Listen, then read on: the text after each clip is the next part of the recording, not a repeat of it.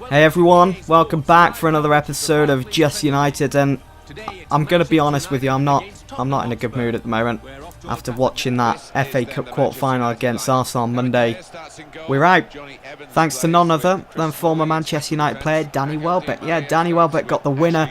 And you know, heading into that game on Monday, it was always going to be a mistake that was going to be made by either United or Arsenal. Unfortunately, it was Arsenal that reaped the benefits of our mistake made by Valencia.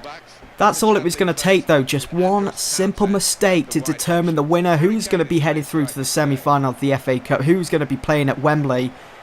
And, you know, both teams on paper, pretty even, I think it's fair to say. And I was feeling pretty confident heading into this one because our record at Old Trafford's certainly a major improvement to what it was last season. And we'd only lost 2 games in 22, so, you know, going into this game, I was feeling pretty confident, and it had that old school feel to it as well, which I miss. I miss that old school football, where both teams and both sets of fans would have a bit of a rivalry going on, the players on the pitch trying to upstage one another. We just don't see it as much as we used to in today's football, due to how much money there is. It's ridiculous, and players, I think, they just don't care about the result anymore. They try to make out that they do in press conferences and everything, but they just care about the check at the end of the week. But saying all that, you know, on Monday, I got that good feeling. I'm not sure about you guys, but it felt like the FA Cup actually meant something again. And who knows, maybe that rivalry between United and Arsenal has just been reignited. Now, for the majority of this season, our attacking performances have been woeful. But I've got to say, the game against Arsenal, we did well actually getting the ball forwards. It was the distribution, though, that let us down against Arsenal.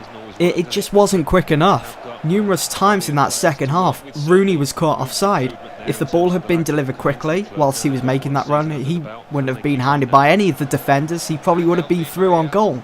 Van Gaal's decision making has to be questioned as well, especially when it comes to substitutes. Why on earth would he take Herrera off at half time? Herrera did fantastic in the first half. Whether Herrera had an injury, we're not sure just yet until Van Gaal actually has his press conference and is asked about that. But Herrera was doing brilliant, and he's the sort of player that can distribute the ball quickly. That's someone we needed on the pitch for the second half. We needed to keep that momentum going, which we had in the first half. I did think that Van Gaal should have took Blind off because he was average, below average for the first 45 minutes. Hell, seeing that Michael Carrick was fit and ready to go, why didn't he start instead of Blind? Have Carrick and Herrera in central midfield. You know, Carrick has experience playing against Arsenal loads of times when Sir Alex was in charge of the club. Di Maria also got another start for United on Monday. Was Van Gaal right to do so? Of course he was. You know, Di Maria has this reputation of being a world-class. Was he world-class against Arsenal on Monday? Not really. To be fair to the lad, he had a few good moments in the first 45 minutes, especially leading up to Wayne Rooney's equaliser. He was the one that delivered the ball in to find Rooney's head, and when the ball was in the air, you just knew because of the quality of the delivery, you just knew that ball was going to eventually end up in the back of the net, and it did. And that's what we've missed this whole season, having Di Maria on the right, whipping in a cross on his left foot with pure quality.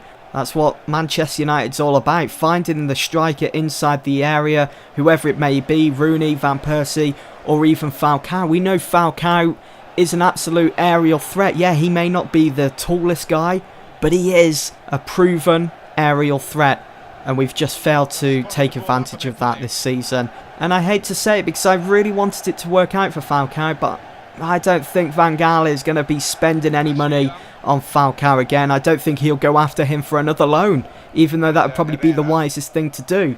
He'll probably just go back to Monaco and he'll probably see out the rest of his career there, because in a way he's kind of ruined his reputation at Manchester United, not getting picked as much, not scoring as many goals as he used to. Maybe that had something to do with the injury that he had at the start of the season, kind of put him off playing his game. Very unfortunate. I really wanted it to work out for Falcao. I wanted to see him partner up with Van Persie and Rooney, banging in maybe 20 odd goals this season. Very unfortunate, very sad, because when we first announced Falcao as a United player on loan from Monaco, I was so excited. and now that excitement has just fizzled out. It's a shame.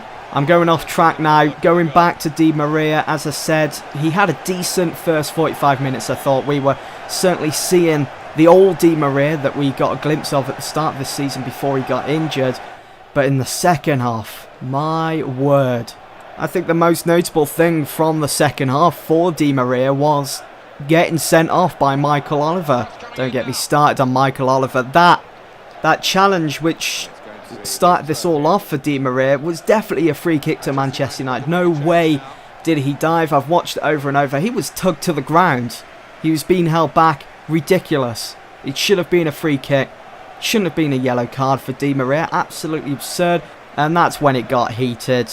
Yes, Michael Oliver is a bit of a douche, but you shouldn't be touching the referee. You shouldn't be pulling his shirt. If Di Maria wanted to carry on disputing it, he should have just ran around the other side of Michael Oliver. He shouldn't have pulled him back, because I suppose that could be seen as like a threatening gesture towards the referee, and that unfortunately is why he sent him off. But again, in my opinion, it should have been a free kick to United, and that should have been it. It should never have got to that level of animosity between Di Maria and the referee. Rooney getting involved as well because he was the captain. Should never have got to that level. Now, before I turn to the preview of the Tottenham game coming up this Mothering Sunday on the 15th of March, just wanted to quickly go over Danny Welbeck celebrating that winning goal. Okay, it was a huge moment in the game, I understand that, but as we all know, Welbeck is a local lad from Manchester, came up through the United Academy, got his first team spot, scored quite a few goals in his career. Okay, Van Gaal sold him in the summer because he wasn't first team material in Van Gaal's eyes, and he wasn't a goal scorer.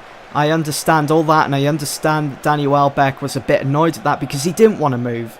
And I'm sure the majority of United fans didn't want him to see. I know I was one of them. But to come back to Old Trafford and celebrate the winning goal, it's just not on. Shouldn't be doing it. It's left a bitter taste in my mouth. Welbeck showed absolutely no class celebrating in front of the Old Trafford crowd. I mean, look when Ronaldo came to Old Trafford in Fergie's last year and scored that goal for Madrid in the Champions League. He didn't celebrate. He just put up his hands like to say, I'm just doing my job. And I'm sure the Arsenal fans will pipe up and say in their defence, well, Van Persie scored against us and celebrated. He didn't give a crap. But they're forgetting that the first time Van Persie scored against Arsenal in a United top, he was respectable. He put up his hands, celebrated with his teammates, getting the job done. But no, the Arsenal fans, they persisted. They kept hounding the lad on social media or wherever out in public. And so Van Persie probably thought to himself, well, you know what, next time I score against Arsenal, I'm going to celebrate. And that's exactly what he did. But the difference is with Welbeck is that we wished him well. We wanted to see him succeed there. We wanted to see him do good as a goal scorer. I can't recall seeing any negative comments about Welbeck as soon as he signed on that dotted line for Arsenal. It hardly happened. Now, with that off my chest, moving on to United's next fixture. United host Tottenham at Old Trafford on Mothering Sunday, the 15th of March. Pochettino's Tottenham find themselves only 3 points behind at Manchester United, so this is certainly crunch time for Van Gaal. It's a time for United to get back on track in the league. The FA Cup is behind us. Let's try and forget that now until next season. The last time United and Tottenham met earlier in the season, which was towards the end of December, start of January I think it was. That game anyway at White Hart Lane ended in a goalless draw, both teams cancelling each other out. And this Sunday, I think, you know, with United now concentrating on just getting top four, we might be able to just edge it, a 1-0 win maybe, or we could be looking at another draw. But it's going to be a tough ask to get a win at Old Trafford against Tottenham this weekend. You know, I shouldn't have to be saying that, really. But I think it is going to be tough, especially with Tottenham finding a bit of form lately. And also Harry Kane, who is their top goal scorer with, I think it's something like 25, 26 goals to his name already at this stage of the season. Phenomenal. Now, what I've done at the end of previous episodes is pick my team. Pick the team that I would like to see start against the opposition. In this case, it'd be Tottenham this Sunday. So, my formation remains the same, the 4-2-3-1. Now, in goal, I would go with De Gea, who once again put in a world-class performance against Arsenal. It was just unfortunate that he had to concede 2 goals. At the back, at right back, I would go with Raphael, who was brilliant for the under-21s midweek, scored a great goal, and I think he's ready now to return to first team football to replace Valencia, who made that mistake on Monday for Daniel Welbeck to go and grab that winner. My 2 centre-halves would be Chris Smalling and Rojo, and at left back, I would go with Luke Shaw. My 2 centre midfielders would be Herrera and Michael Carrick. Maybe have Michael Carrick drop back just a little to fit into that central defensive mid role in support of the back 4. The top 3 forwards then, I would go with Ashley Young on the left, who, again, still enjoying his football. Did okay against Arsenal. Want to see him play a little bit more. Fellaini has to start this game, so he would be in that number 10 role, the central attacking mid role, in the hole, whatever you want to call it. Over on the right, normally I would go with Di Maria there, and I'm sure Van Gaal would as well, but because he received that red card on Monday against Arsenal in the FA Cup, he will be banned for this game against Tottenham. So I would probably like to see Juan Mata start. He desperately needs to start for Manchester United. He needs to be in this team facing Tottenham.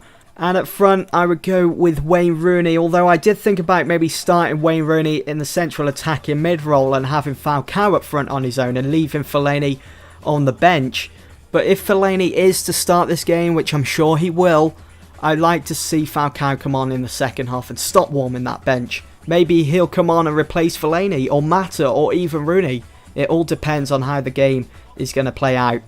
There we have it then. That's going to be the end of this episode of Just United, guys. I hope that you've all enjoyed listening to me ramble on about that FA Cup game against Arsenal on Monday, to previewing the game against Tottenham at Old Trafford on Sunday, Mothering Sunday. Don't forget.